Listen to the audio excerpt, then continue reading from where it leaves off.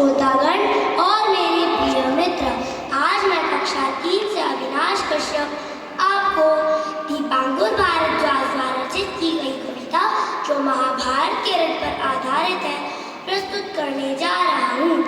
आज फिर से महाभारत का किस्सा एक सुनाता हूँ। वीरों में वीर तो सर्वश्रेष्ठ था, जयगान फिर से उसका गाता हूँ। विराट की समक्ष सेना खड़ी, होना एक प्रलंकारी था। भयभीत कुमार उत्तर अनजान खड़ा, दुराधाम झुका, उसके रथ की काटनेदारी था।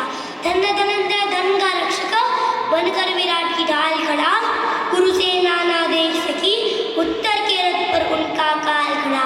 यह वही धनंजय जान न पड़ता, जिसके लिए शिव धरा पर आए धरकर वेश एक शिकारी का। अरे खांडव दहन होया गंधर्व युद्ध, अकेला जिष्णु तो पहले भी सेना पर भारी था। अरे उठाकर पढ़ लो महाभारत का पर्व, कोई संदेह दूर हो जाएगा। जब जब जब पिशाची क्रोध में होगा, उसके समक्ष काल खड़ा थर्राएगा। भीष्म द्रोण और अंगराज थे, कुमार उत्तर भी घबराया था। और शाल कृष्ण की गांडीव उठाकर अर्जुन ने उत्तर को जिष्णु रूप दिखलाया था। फिर गांडीव की टंकार को सुनकर धरती अंबर कांप गए, और यह काल रूप में धनंजय ही है।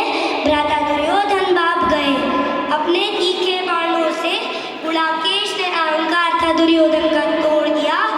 और भय से कांपते दुर्योधन ने हरिवी माता को छोड़ दिया। इतिहास गवाह अर्जुन लड़े थे जहाँ पर वो रण नहीं हारा जाता है, और गीदड़ चाहे 100 घेर ले सिंह न मारा जाता है। और गीदड़ चाहे 100 घेर ले सिंह न मारा जाता है। अरे भालों की वर्षा हुई जिष्णु पर, नभ को कुरुओं ने असंख्य तीरों से काटा था। पर महाबाहों ने अरस्त्र शस्त्र को तिनके की भांति काटा था, तिनके की भांति काटा था। पार्थ समशूल द्रोण जो आए, शुद्ध बड़ा ही क्रूर हुआ। अपने ही शिष्य के शौर्य के आगे गुरु भी थक कर चूर हुआ। पिता को रण में थकता दे अश्वत्थामा ने बाणों का वेग दिखलाया था। और ऐसे अद्भुत महायोद्धा को देख जिष्णु भी हर्षाया था। अरे बाण चलाने की गति तो थी अद्भुत, अश्वत्थामा वीर ऐसा शक्तिशाली था। और युद्ध अभी भी चल सकता था, द्रोण पुत्र का तरकश हो गया खाली था। खांडव दहन में देव हराकर जिष्णु ने अक्षय तुनीर को पाया था।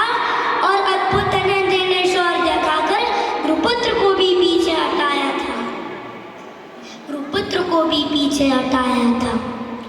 दिव्यास्त्र चलाते पितामह भी फूले नहीं समाये थे, और स्वर्ग में बैठे पूर्वज भी पार्थ को शौर्य देख हर्षाए थे।